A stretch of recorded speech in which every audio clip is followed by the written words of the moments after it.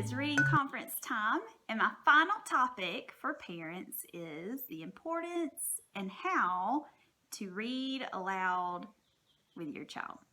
So, reading aloud is one of the number one things you can do for your kid after feeding them, clothing them, and giving them a place to live. It is so important and so valuable as not only a bonding tool for the two of you or however many kids you may have, but it's also an important tool for building academic success as well in school. Your child will have a better vocabulary, they'll have better writing skills, better listening skills, they'll have a huge imagination, creativity. There's just a ton of benefits of reading aloud to your child. It's one of, like I said, a teacher, I beg you as a teacher to read aloud to your child as much as you can this summer. Take the pressure off of them. It's not about them reading to you. It's not even about reading with them, but reading to them out loud. You may think, well, what if I'm not a good reader? What if I don't enjoy reading? Well, one of my number one pieces of advice that a college professor gave me before I started teaching was, fake it till you make it. So, pretend you like it. Try to find books that you'll all enjoy.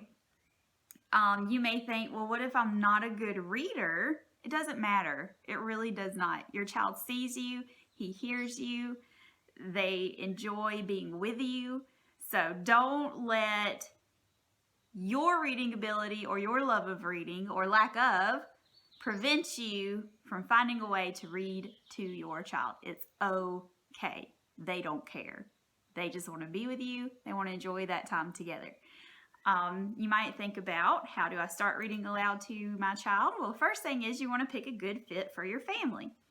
There are lots of lists. A quick Google search will give you a ton of lists of good read alouds for every age group you can think of. Miss Van Clay added some little reading lists in everybody's pickup bags that you went and got. So there's a good place to start. Those things will help you out. Next thing is, you might think that your child should sit quietly and not do anything and just stare at you while you read. That's not true. Give them something to do while you read. It could be building things with Legos. It could be a coloring book. They could draw in a journal.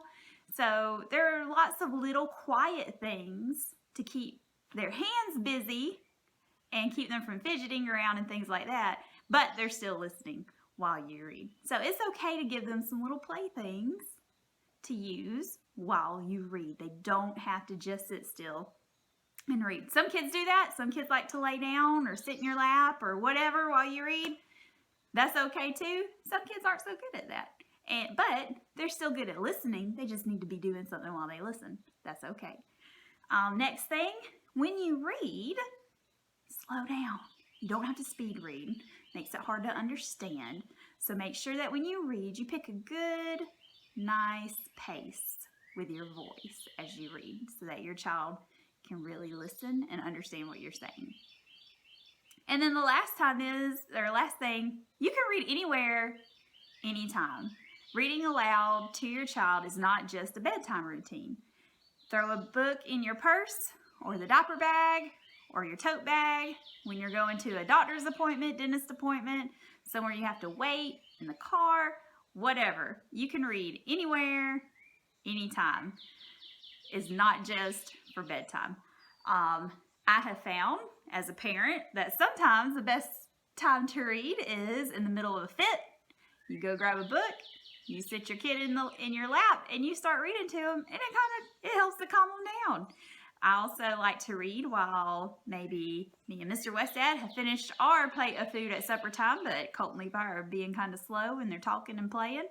I'll grab our read aloud, our chapter book, and I'll start reading. It makes them hush and start eating while they listen. So those are just a few ideas of when and where to read. So, like I said, as a teacher and a parent, the biggest thing I can ask you is to read aloud to your child this summer. Doesn't matter how good or bad you are at reading, read to your baby. Promise you, it is time well spent. Thank you all for listening. I hope you all have a wonderful, wonderful summer and read lots of wonderful books. See you soon. Bye.